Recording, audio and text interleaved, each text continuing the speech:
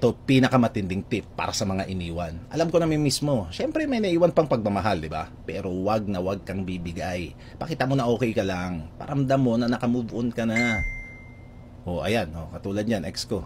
Message ang message. Di ko nire-replyan. Ano? Para saktan ulit ako. So anyway, dapat matatag ka. Ang kulit Gusto pang makipagkaibigan yan kasi. So ayun nga, dapat matatag ka kasi tumatawag na. Sagutin ko na, diretsuhin ko na, di ba? Move on na kami, di ba? Para hindi na ganitong kulit eh. Hello? Excuse na, sandali. Hello? Magre-record ako. Okay naman, okay na okay. Ikaw? Namimiss?